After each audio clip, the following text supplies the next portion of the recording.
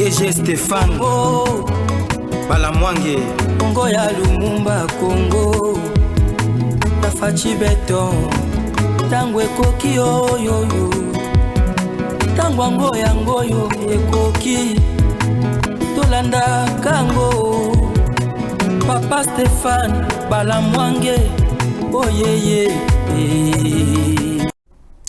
bango wana bozali komona na baetando eke na bino bayi kongomani boali kotala biso de partout. Plus ou moins 5 personnes tuées par les Katangais na Malembankulu.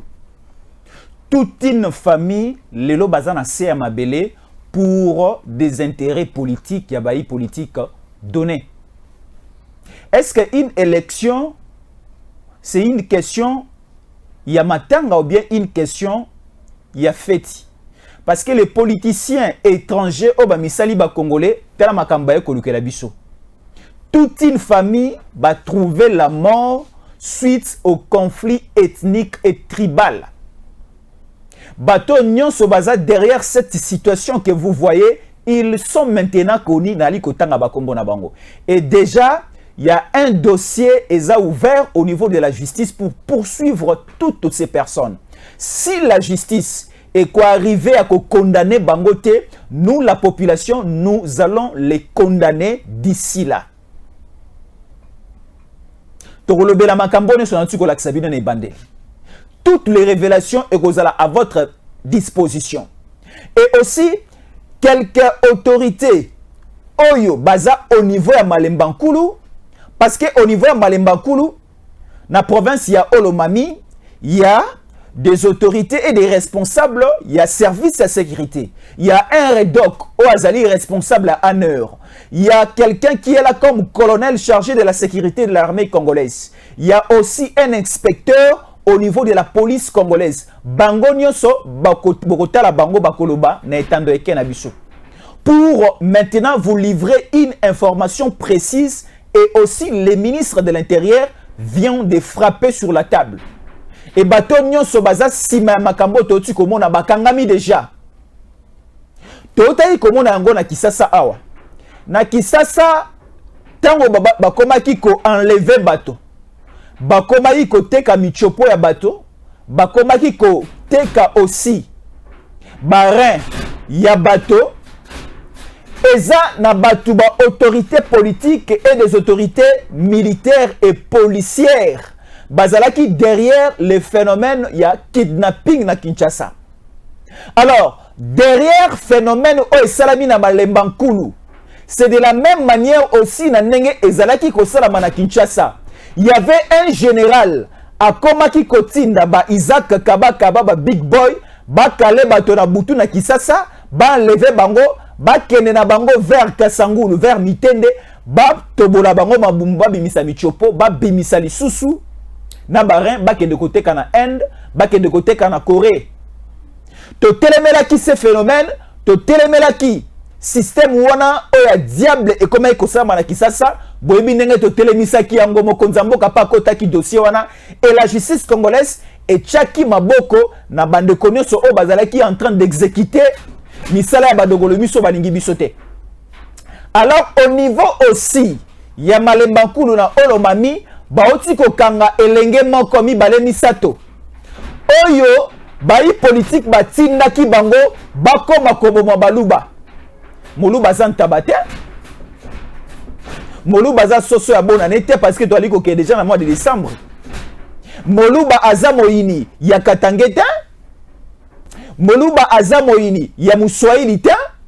Mais qui est ce politicien taliko tanga kombo parce que au moment où nous sommes il faut maintenant lutter et aussi tocha kingo na biso ceux qui m'achètent ko so biso mais au bénéfice ezali to sauver mboka na biso ezake to sauver mboka na biso bapaya oyo bali biso discours ya séparation et simba lisusu te lobi moleki nazalaki kaka na kiti oyo na plateau oyo na lobelaki maelekaki na Malembankulu et na sitaki komba moto te na tikaki bandeko baza na Katanga na tikaki bandeko baza na Kasumbalesa bandeko ya Lubumbashi bandeko ya Lolaba bakomeli nga ebele allez sur commentaire na émission auto sala ki lobi botala ndenge bato batangi bakombo ya bato. Tolobi lorsque le candidat président de la République bali ko kita pendant ko kende ko sala ba meeting, pendant ko kende ko sala ba message na bango face à la population, il faut savoir communiquer. Il faut savoir les messages à lancer devant la population congolaise. Oyo bami pesi tango akoya kotala pe koyokayo. Certains leaders des partis politiques, et ces leaders des partis politiques, ils sont totalement des étrangers. Leur manière de transmettre le message politique, c'est la manière de diviser les Congolais. Nous savons tous comment est-ce qu'on vivait bien avant Nakatambo Kanabiso. Nakatambo Kanabiso, tu es banakité, ou azamoto province nini, ou azamoto province nini. Au niveau à Congo central, un général et à la police à Outi Kasai. Mais bandeko pa Congo central bali ko sepela pe ko lula pe ko linga mosala ali ko sala. Vous allez partir au niveau à Katanga et vous voyez un général ya armée à Outi na Équateur. OK na Kivu au moni général ya armée à Outi soit na Bandundu soit encore na Congo central. C'est mieux zouana mélange zouana ya ba culture. Donc c'est-à-dire commettre Congolais sont à l'aise na esika o écouter avanda parce que même constitution mboka na biso ali koloba tout Congolais a le droit de résider à n'importe quelle ville de son choix. Je suis Mukongo, je suis Muluba na sepeli ko vanda na Équateur et pesa melingai. Je suis Muswahili, je suis Mungala na sepeli ko kovana na matadi mboka ya Bakongo et pesa melinga. C'est ça l'esprit congolais. Mais ce sont bato nyonso ba travailler na régime. Il y a 18 ans de ba libiso makambo. Donc motote akoki ko uta na Kasai akoma gouverneur na Katanga. Or to mona ba gouverneur ba non originaire na ba province Songolo mpaka na kati mboka na biso. Alors, nous avions tous suivi un certain président à l'ingomba politique Ali Kosala tourner naye au niveau Yakatenga Monene en train de transmettre des messages xénophobes, en train de transmettre des messages tribaux. Est-ce qu'aujourd'hui soutenir Tshisekedi c'est être Muluba? Est-ce qu'aujourd'hui, conduire une moto au niveau de Lubumbashi ou encore conduire une moto au niveau de Kinshasa, c'est être Muluba? Non. Tout motocycliste n'est pas Muluba. Tout motocycliste n'est pas Kassaïen. Parce que les transports de la moto est bandit plus en Afrique de l'Ouest. Je l'avais dit, j'avais fait ces révélations hier ici. Nathan Koki RDC. Si vous allez au niveau de Ouagadougou, vous allez au niveau de Bamako, vous allez au niveau de Dakar, au Sénégal, vous allez au niveau de Lomé, na Togo, vous allez aussi au niveau N'Djamena. Vous allez, vous faites aussi un tour du côté de Yaoundé et du côté aussi de Yamoussoukro. Vous allez trouver plus les transports de la moto, surtout au niveau de Yamoussoukro. Yamoussoukro se trouve au niveau de Nigeria. Alors, aujourd'hui à Kinshasa, tout Muluba bakomi ko similariser na mutu azali ko kumba moto. Alors, nous avons des messages. Oyo bandeko ya Lubumbashi, bazana ba parti politique na bango installé là-bas, balobi il faut ko boma Muluba kotika nyoka. Il faut essayer d'éliminer une grande partie de la tribu Luba pour affaiblir la chance selon Bango, il y a président Tshisekedi Azobavoa. Il y a aussi certains Luba qui ont voté Tshisekedi en 2018. Baluba et Belé ont voté président Tshisekedi en 2018. Et aussi, cela ne prouve à rien que en 2023, tous les Balouba ont voté président Tshisekedi. Il y a certains Balouba bazalaka na IDPS et certains Balouba aussi bazalaka na PPRD na MLC na INC. Alors, nous nous demandons si la CENI, si la Cour constitutionnelle et bangaki kolongola ba candidature ya ba dongolomi so étranger nyonso oyo, mais nous avons besoin ba acte nyonso o ba commettre ya ko bomela biso bandeko, ya ko tangisa makila, ya ko tia banzete na nzela nzoto ya mwasi, na ko violer ba i kongomani jusqu'à ce niveau. Il faut ba ba discours nini ba ko sala devant la population et public au ba kota la bango. Et nous avions tous suivi ba candidat oyo baza plus na base na bango na Katanga, message nini bazali ko pesa et pas à population, bali ko transmettre un message ya xénophobie à la place publique, message ya tribalisme ya bokaboni ya division. Donc Katanga koki kolia ko sakana ko bina elongo moko ko fete place moko na Katangete. Nana Libiso Bokabwani, oh, ce sont les candidats de l'étranger. Est-ce que vous suivez Ozali Koleka entre l'Israël et le pays appelé Palestine? Est-ce que vous suivez ce qui se passe au niveau de l'Israël na Palestine? Donc c'est-à-dire l'Israël Ezali ko bombarder ma ville palestinienne. L'Israël est en train même de bombarder les hôpitaux, place ba malade bazan na kati ya Palestine. L'Israël ba ali ko bombarder kuna. Alors l'esprit israélien est là ti ba candidat et belé o ba otana Israël. O ba koko na bango baza ba juif. Nous avons ces candidats présidents de la République ici. Alors ba elibiso idée et ba elibiso makanisi wana ya ko bombarder comme bazali ko bombarder au niveau à Palestine. Lokola boyokani eza entre ba palestiniens te na ba israélites, ben libiso pe boyokani wana existé te entre les Kassaïens et les Katangais. Or les Kassaïens et les Katangais baza peuple moko, baza mwana ya tata moko, mwana ya mama moko. Lokola eta bande kwa Congo central bayombe babengaka ba Kassaïens banoko. Donc c'est-à-dire et pas ya banande pe babengaka bandeko na biso bangala ba mongo ba mamaleki. Donc toza biso na biso ba paya o ba eli biso esprit kagamenal, l'esprit à viol, l'esprit à agression, l'esprit à tuerie, ba bomela biso kino na chéribon kende. Kino lelo les enquêtes continuent avant même la campagne électorale, avant la fin de la campagne électorale, vous allez connaître la vraie personne qui avait tué et qui avait téléguidé, commandé l'assassinat Yandeko Chéribin Okende. Et la population congolaise, nous vous appelons Yako sanctionner Bapayagnon so Oyo. Parce que dans ces pays, nous allons vivre les déluges. Est-ce que vous savez, après la pluie, dans la période de Noé, qu'est-ce qui s'était passé dans ce monde? Il y avait les déluges. Catastrophe ezalaki d'une manière ezalaki ko vivre sur terre et comment qui infaisable.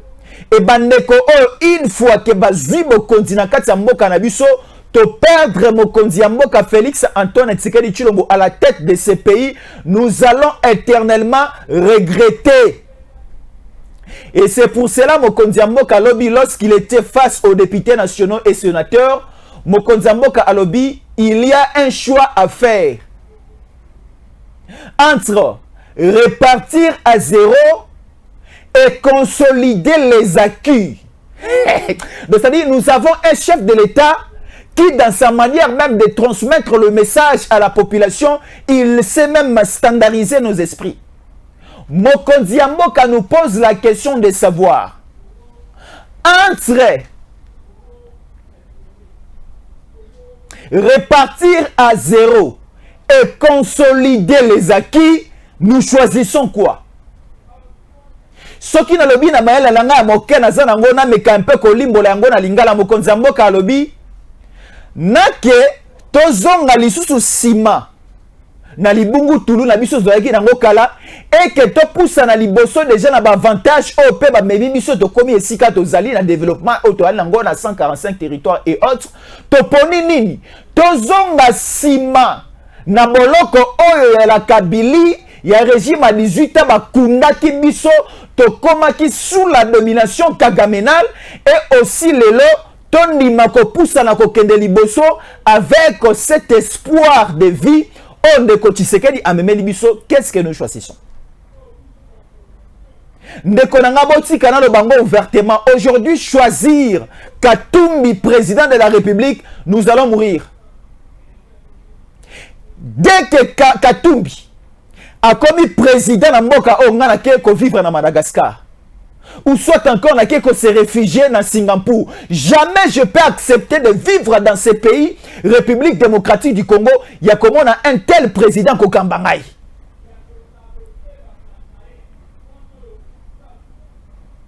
C'est mieux namona moto mosusu songolo pakala akamba mboka na ngai ke komona bilongi oyo bazali komemela biso bokabwani. C'est-à-dire, leur intérêt c'est quoi? Bazana ba intérêt mi balé na katsa mboka na biso. Bazali ko envier ba richesse na biso et na sima ko envier ba richesse na biso ezako éliminer toute la race congolaise et ko benga ba pa ba ko tela ba biki na ba mboka na bango ko installer bango paisiblement awa. Est-ce que vous savez, il y a un plan européen. Plan européen wana ekozala piloté par le Rwanda, soutenu par quelques politiciens congolais basant la kati ekolo ekozala nini? Plan yango ekozala yako éliminer tous les Congolais au basant na esprit patriotique. O balingi ekolo pe balingi mboka na bango mabele na bango. Ko éliminer race nyonso ya ba Congolais wana, ko tikala na ba Congolais o baza corruptible. Ba Congolais o baza faible en esprit, ba Congolais o baza na esprit kagamenal et esprit katumbiste na kati ya moto na bango pona que l'homme blanc azwa encore facilité ya ko manipuler et copier tous nos minéraux et na kati ya sol penacé à sous-sol na biso. Mais on dit ceci: nous ne mourrons pas et nous verrons le développement et l'enrichissement de ces pays. Et ces pays ekokambamaka kaka lelo tikino mokolo swakoya rien que par les Congolais de père et de mère. Même si la loi de la congolité de Noël Etiani ne passe pas, mais je vous dis, tout Congolais responsable et tout Congolais patriote a quoi accepter en aucun jour que pona motoloko la Katumbi, que pona loko la motoloko la Mukwenge, que pona badongolo misono su balingi mboka la biso de botane bali ko pelisa moto. Est-ce que si boyoka kombo ya Malemba Nkulu na matoi na bino bayi kongomani kezali kopela pe batu bali kokufa kuna? Nani ayokisi biso kombo ya Malemba Nkulu? Malemba Nkulu ezalaki na kimia. Malemba Nkulu batu banai ko vivre pe ko fêter ko bina ko mela ko sala bilanga ndenge balingi. C'est au niveau ya Olomami. Mais nani ayeli biso makelele lelo to banda ko tanga kombo ya Malemba Nkulu et mai na biso ali ko tanga biso? Il y a une maman, permettez-nous le tribu naï.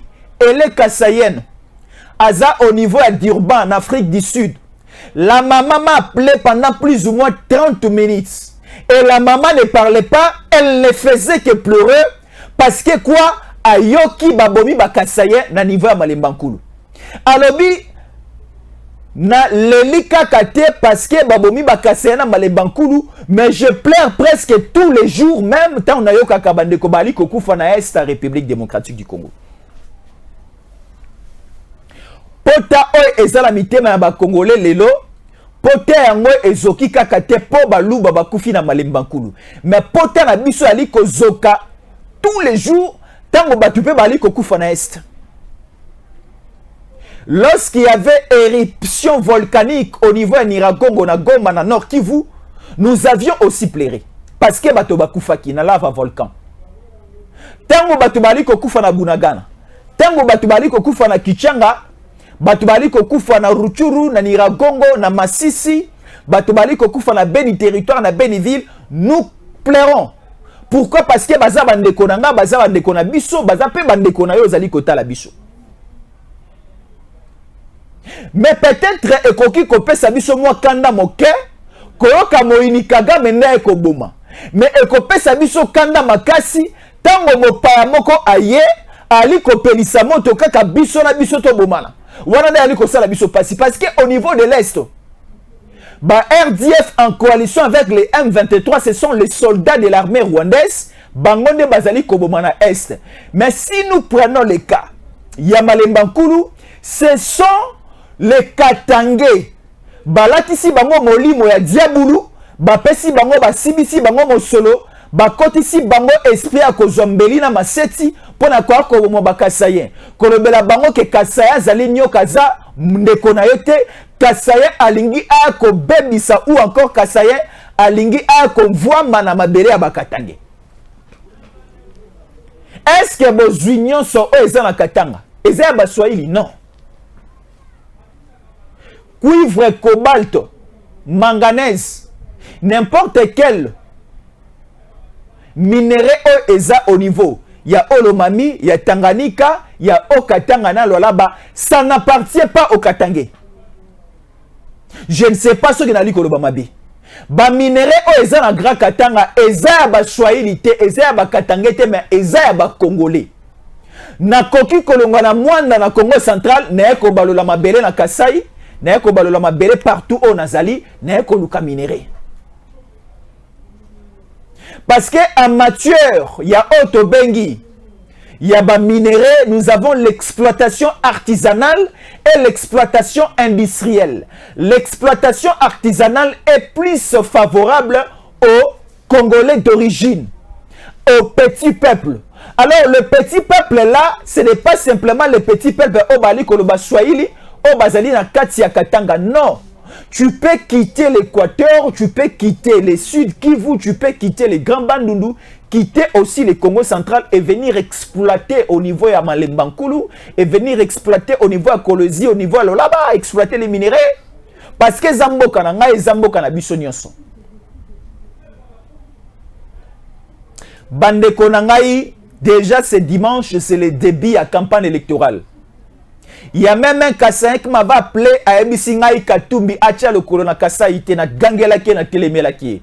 Na lobi non, ouvrons les champs et pas bandeko nyonso ba ko sala ponanga otobengi na français campagne électorale. Toyoka discours na bango. Mais siko déjà nous commençons à comprendre candidat après candidat.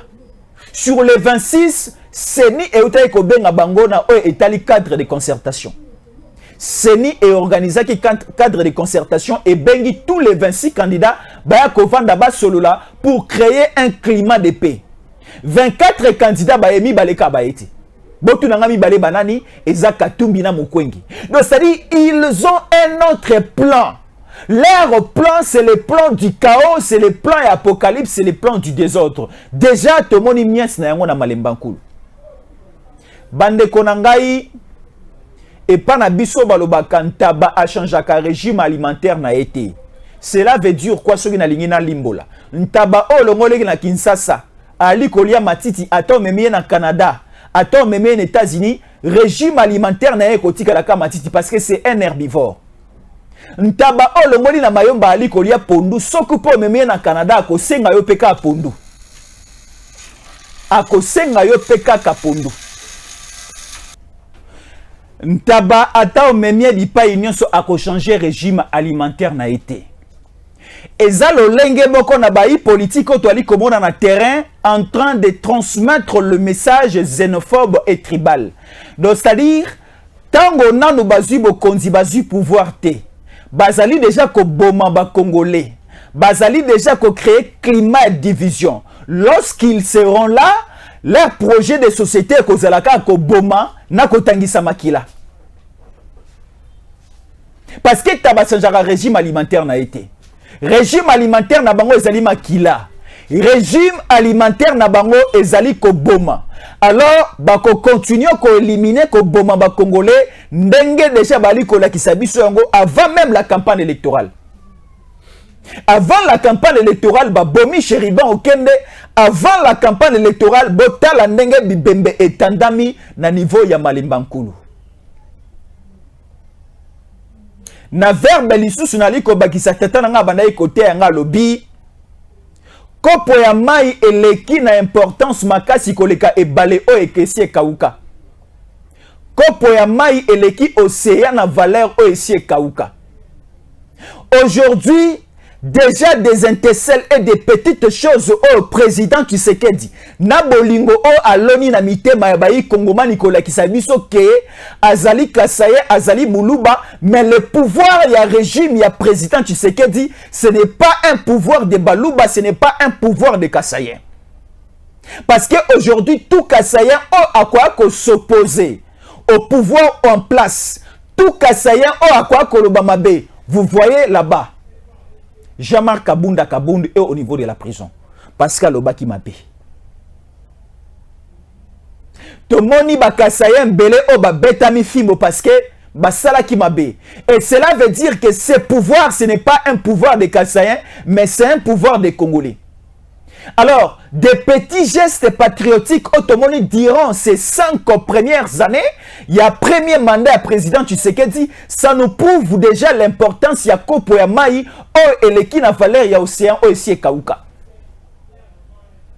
Doton Dima, ba candidat o ba yeli biso ba projet de société à l'okutate, ba yeli biso que non, projet de société na bango est à 187 milliards de dollars pendant 5 ans. Non, même si vous allez nous apporter 187 milliards et vous allez qu'on la cabisse pendant le Koutanion, ce qui est beaucoup si sa guerre n'est pas il y a 6 mois entre nous, la République démocratique du Congo. Or, nous connaissons que vous avez un esprit kagaminal. Nakati ya makila pe mai na bino na nzoto.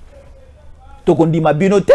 Vaut mieux kopo ya mai o ezana elengi makasi ya malili tokomela que un océan déjà ici kauka parce que kuna toko trouver du soumaïté. Est-ce que boali kolanda biso? Na ebisa ki bino lisusuke. Zemi o mobala wanga na tango mwana botamaka mwana wana alandaka obele elongi ya mobali o wanga na kizemi. Makambu o tozali koloba awa. Tolobaki ke liwaya okende tangu mwana kobotama ba enquête kosila ekolata elongi ya bato ba wanganaki liwaya okende botala siko na malemba nkulu ebimisi déjà elongi na bango. Donc cela veut dire que bandeko otopesa bango parcelle de pouvoir te tala ndeko nanga na liko to cantron de Dieu Nemsa ki bango na kotia bango pandi likolo tam campagne électorale ekobanda. Campagne électorale na no bandité, mais ezali kobanda dimanche. Et le chef de l'État Félix Antoine Tshisekedi Tshilombo ali ko lancer campagne électorale na dimanche oyo wapi na nzungu monene na stade de Martyr. Tout Kinois, tout Congolais bande comme sou bali ba kolongwa poto na Belgique, na France, na Allemagne, ba ko assister na lancement président Tshisekedi. Déjà 6h du matin, yemoko aza na stade de Martyr ce dimanche. Campagne électorale à Mokonzamboka a lancé un dimanche oyo na stade de Martyr. Je ne fabrique pas des choses. Parce que Mokonzamboka et Mokalobi a lancé campagne électorale na dimanche oyo. Olingi Mboka, aux actes congolais des pères et des mères vient ce dimanche. Na stade de Martyr, Mokonzamboka a kozala devant ba Congolais à ba couche sociale nyonso. Devant ba Congolais à minoko nyonso ya ba tribu nyonso. Mukongo Muswahili Mungala Munane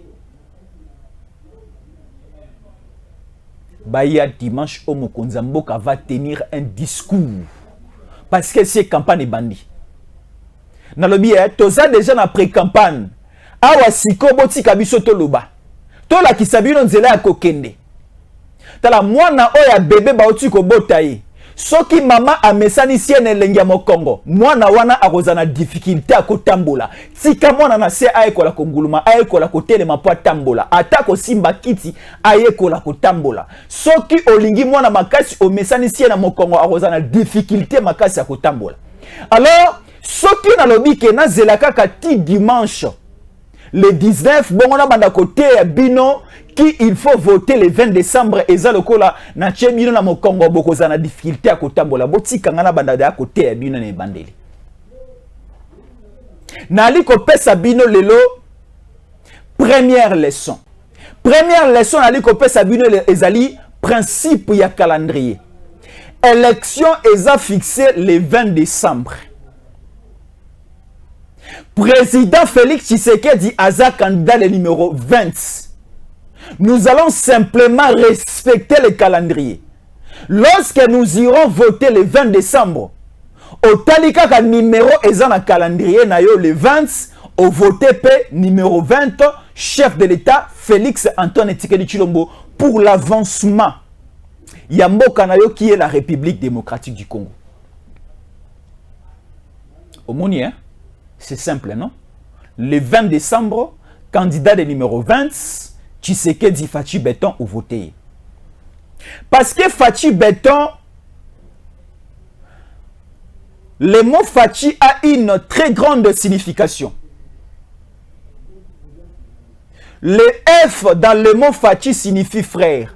A c'est ami, T c'est tonton, S c'est sérieux, H c'est humble et I c'est incontournable. Tomoni makambu o nyonso ya mot Fachi durant ces 5 ans. Nous avions tous remarqué que le mot Fachi, F comme frère, Fachi était un frère pour nous durant ces 5 ans. Et A, Fachi était un ami pour nous durant ces 5 ans. Le T, Fachi, c'était un tonton de Quinois, de Congolais durant ces 5 ans. S, Fachi était un sérieux. Il était là au four et au moulin pour travailler pour le Congo. Et Fachi était un président humble. Il mangeait avec les Congolais, a moni un enfant, un bébé congolais à Tchien Alipekamemi. Un président humble. Et il est incontournable. Parce que tout Congolais lobby a voté israélite, a voté zambien, a voté rwandais, a voté paix aussi. Burundais a voté congolais.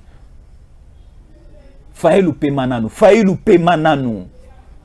Tikelande Konao Tshisekedi Sala Moussala. Parce que nous avions remarqué une simplicité par Faïlou. Faïlou na bobo tunonsho a Gumbami a Kitisi Moto na se a Pessi président Félix Mbote. Et président Félix a tenu Martin ça va et sur les Martin Faïlou ça va quand même. Ça va aller. Pour dire que Faïlou moka comme il faut comprendre. Mais ba dongolo miso ba boy même ko na rendez-vous ya seni ba ke na cuisine na bango na salle de mort po ba lamba bibembe ya sika ba congolais si ba kufa lisusu. Mais to lobi to kufa te. Nzambe akeli likolo na sako permettre lisusu makila itanga na mboka te. Ba o ba kufi na malemba nkulu sili. Ba o bazali ko kufa na SCC sili. Président Tshisekedi Dalubi, il faut renforcer notre armée ba kene na est avec les Wazalendo, les groupes volontaristes ba kende wana ba mekampe ko mettre un coup de pouce et pas ba militaire na biso et Kagame sera dos au mur et Kagame ne saura même plus comment respirer et agir. Tous nos militaires, réveillez-vous. Vous êtes au niveau est de la République démocratique du Congo, Tolingi pendant la campagne électorale, pendant aussi les scrutins, il y a 20 décembre, tout le monde a Congolais, nyonso, ezala ya Kishishi, ezala ya Kibumba, ezala ya Kichanga, ezala na capacité à voter na Kimia. Bande kwa moutu bo telema. Les Mobondo sont déjà par terre. Les Mobondo n'ont plus le pouvoir sur la République démocratique du Congo et sur les Maïndombi. Parce que déjà Kingakati est sous contrôle. Il y a un drone qui contrôle toutes les entrées et sorties au niveau de Kingakati. Au niveau de Kachobo et Kachamanta, n'en parle même pas. Parce que déjà Edi Kapen, le lieutenant-colonel général, est à ce niveau-là. Comme le général, il y a 22e région militaire. Au Yéna Grand Kassai, au Moni, général John Chibangu, Bukonka Chama Sanka, Bonsoba Moussoa, Neba Jelou Neban Santo, Azape wana aliko Kengela. Mais ba dongolo miso ba gouverneur militaire to ebi obele, soit batata obi ba maman to ebité, to aliko bangela bango. Mais to sengi obele vigilance et père général Christian Chiwewe. Atala ba élément na bien. Atala ba élément na bien. Biso souci na biso zali kimia e ingela partout. Mokonzambo Kalelo a outiko animé 10e conférence des gouverneurs et c'était la dernière conférence des gouverneurs. Yasuka Mokonzambo Tshisekedi a animé en lelo. Aujourd'hui mercredi, 10e conférence des gouverneurs. Donc ezali lisanga oyo esangisaka ba gouverneur nyonso autour du chef de l'État et aussi na sima ya ba gouverneur tomonaka ba président ya ba assemblée provinciale, ba président ya ba assemblée provinciale nyonso ba accompagnaka ba gouverneur ya ba province nyonso ba yaka na likita devant mokonzi ya mboka otobengi conférence des gouverneurs pour défendre et aussi faire l'étude ya maeo et salami na maeo etikali il faut salama na ba province nyonso. Nous avons 26 provinces, il y avait 26 gouverneurs et 26 présidents ya ba assemblée provinciale devant mokonzi ya mboka lelo na Kanchachi na palais de na Oya. Donc ezali kola ki sabiso que il y aura effectivement élection. Parce que conférence des gouverneurs oyo et cela mangana mois de décembre. Mais bazongisi yango sima et cela na novembre. Message à mokonzi ya mboka devant le parlement réuni en congrès entre les sénateurs et les députés et cela mangana mois de décembre. Ben bazongisi yango sima et ko salama pe si salama kilobi moleki na niveau ya assemblée nationale et na niveau ya sénat. Ezali kola ki sabiso ke ba oyo babonga maki na maponamité etali bango. Maponami ezali ba candidats députés nationaux, ba candidats députés provinciaux, binopé les 26 candidats présidents de la République et si bobongama. Bobongama na mando kité. Bobongama na maseti te, bobongama pe lisusu na bambeli te, mais bobongama na discours ya ko convaincre base.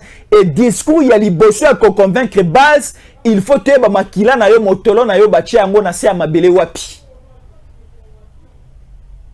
Motomo na mona komeninga na commentaire que Tshisekedi Fachi Beton abotama na Kisasa ça ou bien na Kasai na ebité. Wana il faut bo sunga ngai bo mekampe bo tunelanga mama Martz.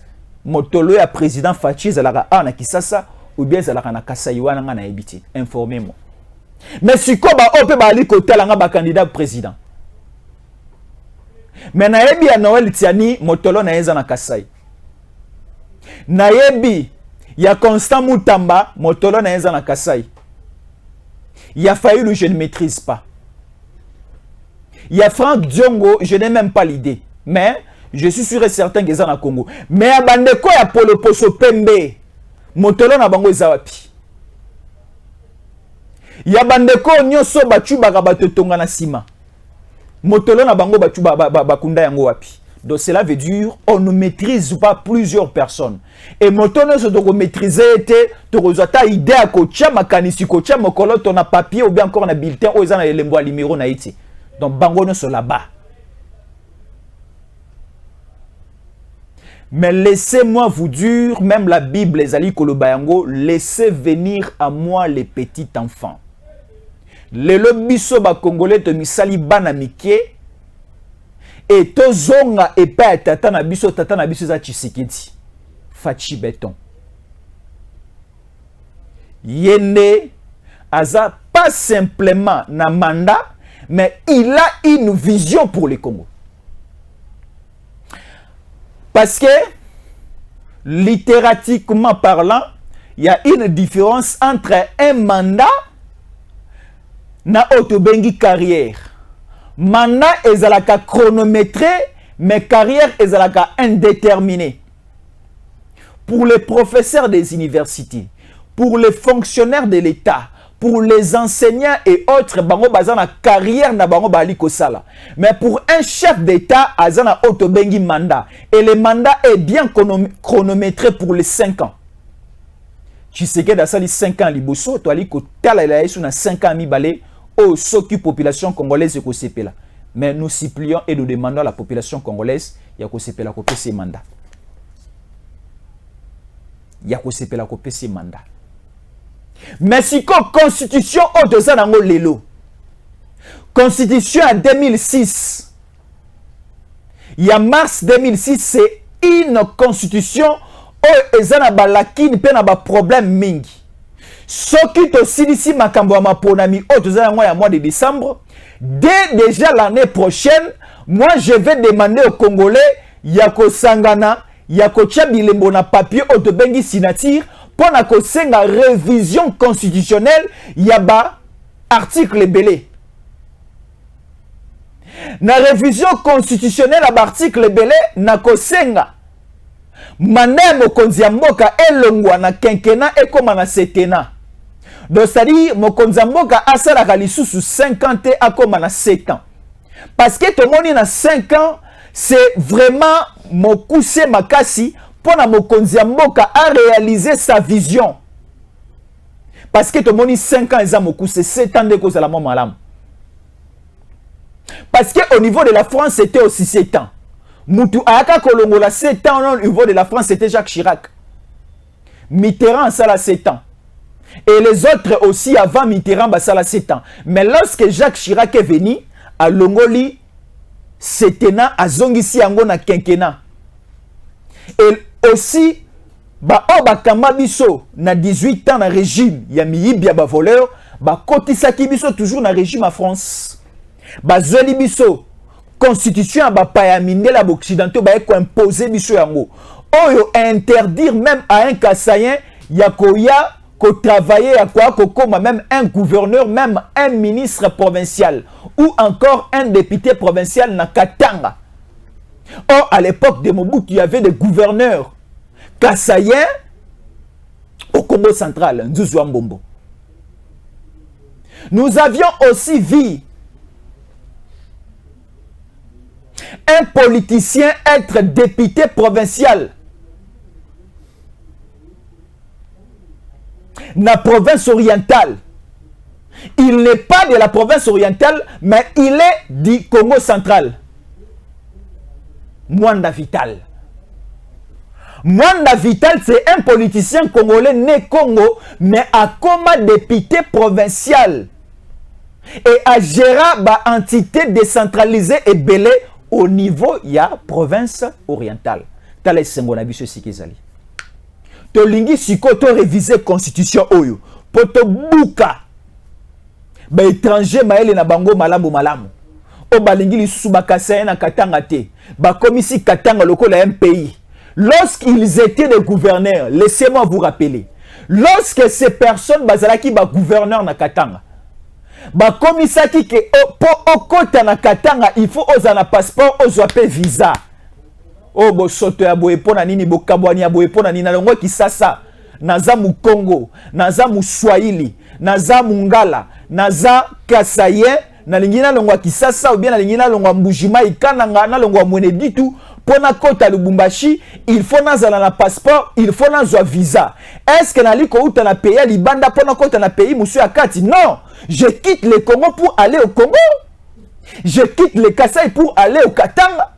Mais bandeko o bazalaki kuna o babomaki SNCC balingaki bakotisa biso na kati ya phénomène na opération wana kolongwa Kasai po okota Katanga il faut oluka passeport il faut pe osala ba manœuvre ba démarche ba pesa au visa. Non, là c'est un esprit italien, c'est un esprit des Israélites, c'est un esprit zambien que nous ne voulons pas. J'ai dit et je vous remercie. Je suis arrivé à la fin. Retrouvons-nous tous le 20 décembre à partir de 6h30 et nous allons juste regarder le calendrier. Nous serons le 20 et nous allons voter le numéro 20 qui est le président Félix Antoine Tshisekedi Tshilombo. Merci. DG Stéphane Balamwange Congo ya Lumumba Congo Tafachi Beton Tango ekoki oyoyo Tango yangoyo ekoki Tolanda kango Papa Stéphane Balamwange Oyeye